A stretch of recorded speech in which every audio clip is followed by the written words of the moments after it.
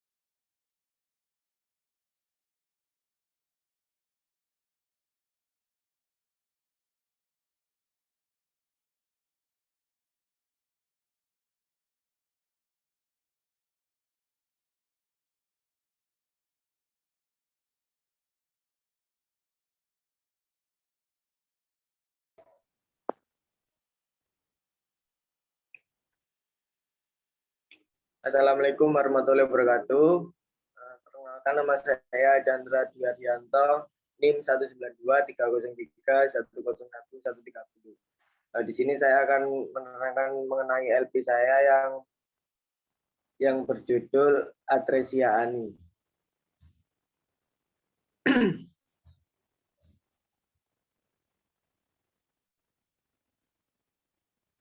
Pertama, saya menjelaskan konsep penyakit. Definisi dari Atresia Ani.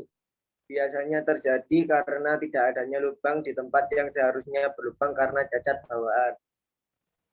Anus imperfora merupakan suatu kelainan malformasi kongenital di mana tidak lengkapnya perkembangan embrionik pada bagian anus atau tertutupnya anus secara abnormal, atau dengan kata lain tidak ada lubang secara tetap pada daerah anus.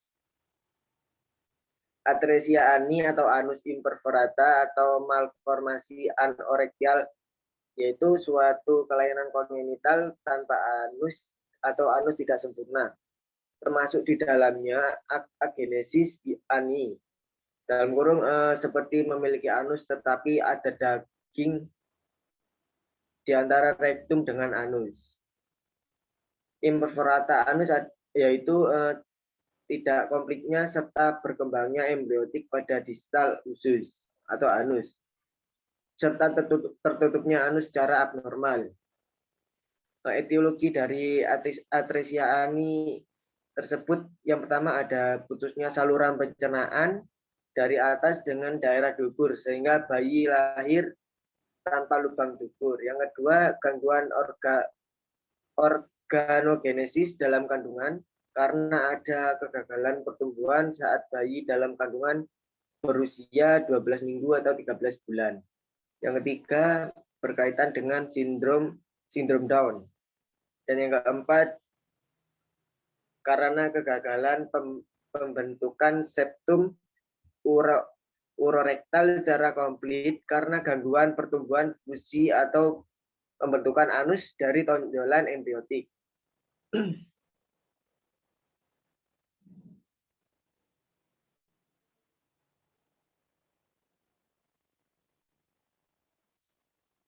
Dan di sini ada tanda dan gejala atau manifestasi klinis serta klasifikasi. Yang pertama ada selama 24 sampai 48 jam pertama kelahiran bayi mengalami muntah-muntah dan tidak ada defekasi mekonium.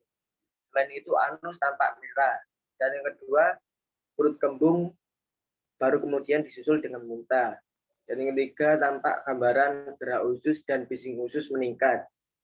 Hiperperistaltik pada auskultasi. Dan yang keempat, tidak ada lubang anus. Dan yang kelima, invertogram dilakukan setelah bayi berusia 12 jam untuk menentukan tingginya atresia dan ketidakmampuan untuk menginterpretasikan sensasi. Dan di sini ada pemeriksaan penunjang.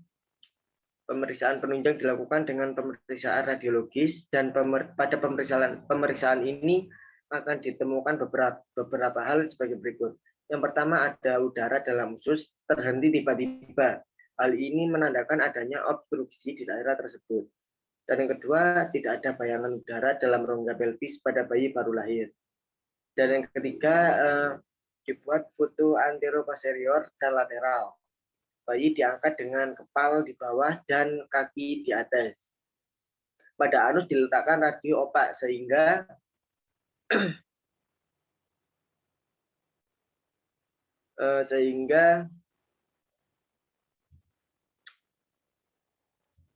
pada daerah di atau benda radio opak dengan bayangan tinggi dapat diukur. Yang dua ada pemeriksaan diagnostik. Yang pertama pemeriksaan fisik rektum atau kepatenan rektal dan dapat dilakukan colok dubur menggunakan selang atau jari. Yang kedua ada pemeriksaan ultrasonik dan CT scan untuk menentukan lesi.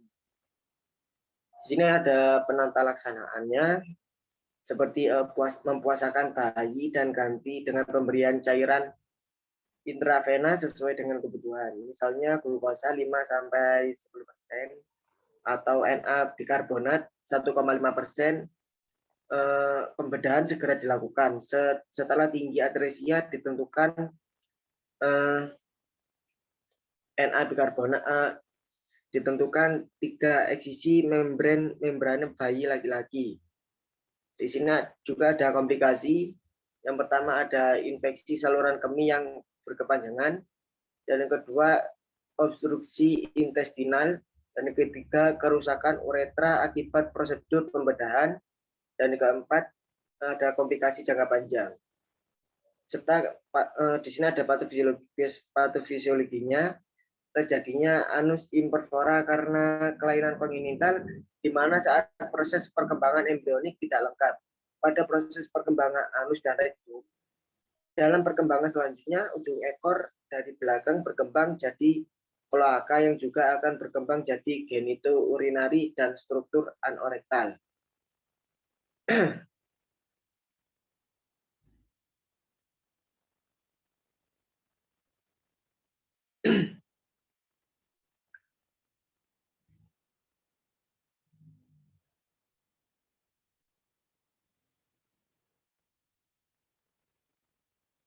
Pathway-nya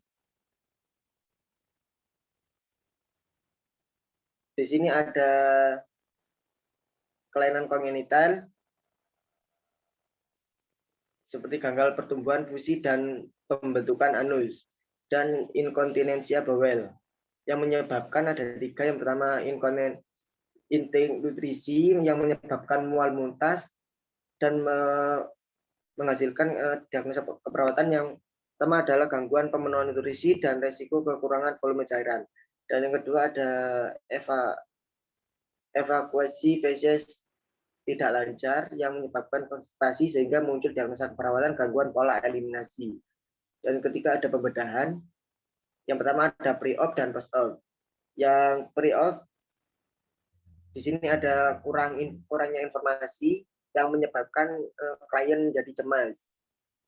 Dan post-op yaitu yang pertama ada perawatan kolostomi yang menyebabkan klien menjadi kurang pengetahuannya. Yang kedua ada pembedahan anus yang menyebabkan kerusakan integritas kulit dan risiko infeksi.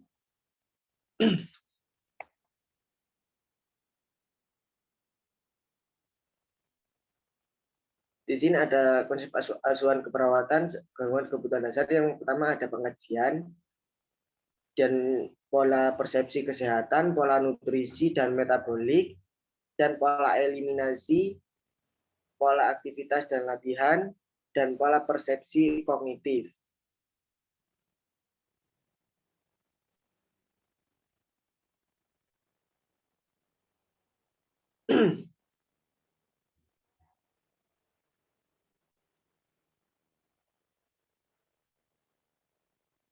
Serta ada pola tidur dan istirahat, pola reproduksi, yang J pola pertahanan diri, yang K pola keyakinan untuk menerapkan sikap, dan yang kedua ada pemeriksaan fisik.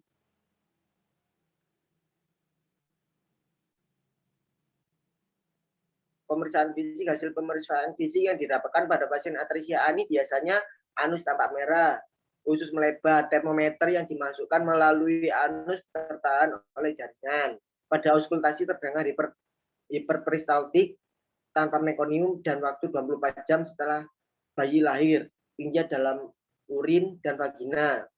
Dan di sini ada diagnosa keperawatan, fokus intervensi diagnosa keperawatan yang mungkin muncul. Yang pertama pada pre-op, yang pertama ada inkontinensia bawal berhubungan dengan tidak lengkapnya pembentukan anus.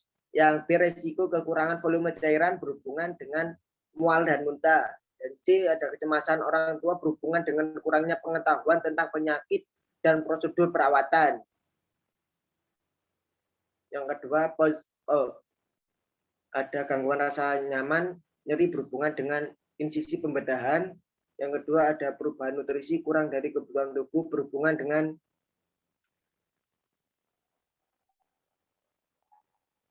dengan anoreksia. Dan yang C, ada risiko infeksi berhubungan dengan prosedur pembedahan. Dan yang D, ada kurangnya pengetahuan keluarga berhubungan dengan kebutuhan perawatan di rumah. Yang pre-op, yang pertama ada inkontinensia bawel berhubungan dengan tidak lengkapnya pembentukan anus. Tujuannya terjadi peningkatan fungsi usus.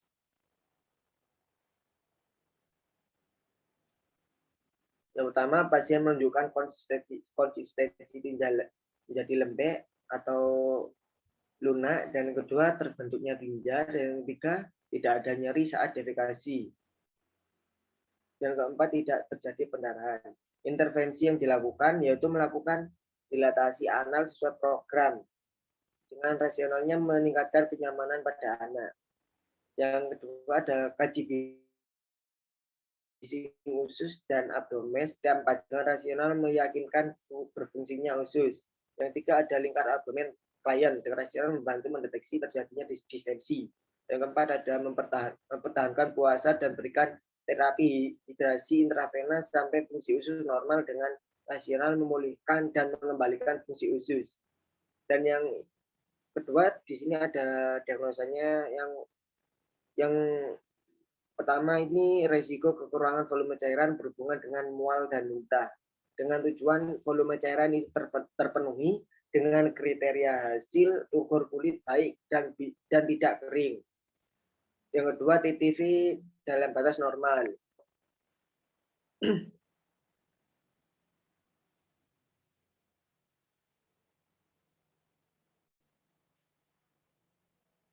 Intervensinya yang pertama ada mengawasi masukan dan keluar cairan dengan rasional untuk memberikan informasi tentang keseimbangan cairan. Dan yang kedua, ada kaji tanda-tanda vital seperti tekanan darah, frekuensi jantung, dan nadi. Dengan rasional, kekurangan cairan meningkatkan frekuensi jantung, tekanan darah, dan nadi turun. Dan yang ketiga, ada kecemasan orang tua berhubungan dengan kurang pengetahuan tentang penyakit dan prosedur perawatan. Tujuannya yaitu rasa cemas dapat hilang atau berkurang dengan kriteria hasil ansietas berkurang. Yang kedua, klien gelisah dengan intervensi. Yang pertama, kaji status mental tingkat ansietas dari klien dan keluarga. Dengan rasional, derajat ansietas akan dipengaruhi bagaimana informasi tersebut diterima. Yang kedua, ada jelaskan dan persiapkan untuk tindakan prosedur sebelum dilakukan operasi. Dengan rasional dapat meringankan ansietas atau kecemasan klien dalam tindakan operasi tersebut.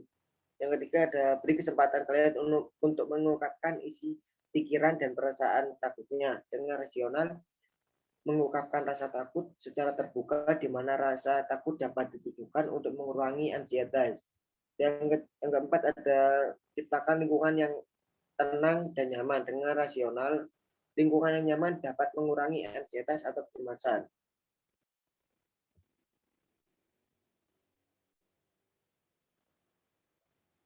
Yang kedua, ada post-op yang gangguan diagnosa perawatannya. Yang pertama, ada gangguan rasa nyaman, nyeri berhubungan dengan insisi pembedahan.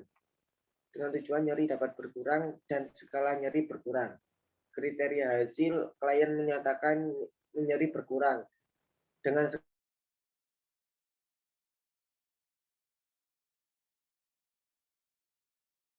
karakteristik lokasi, durasi, frekuensi, dan kualitas nyeri.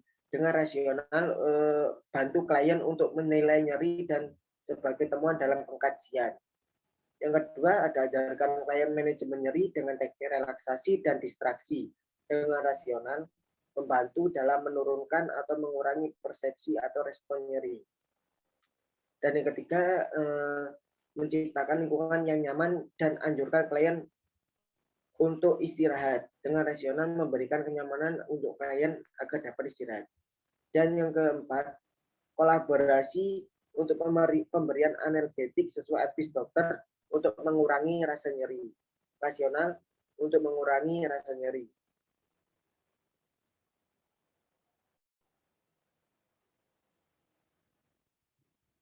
Baik, itu saja penjelasan laporan pendahuluan mengenai atresia ani, kurang lebihnya mohon maaf apabila ada kekurangan. Selanjutnya saya akan menjelaskan mengenai asuhan keperawatan saya.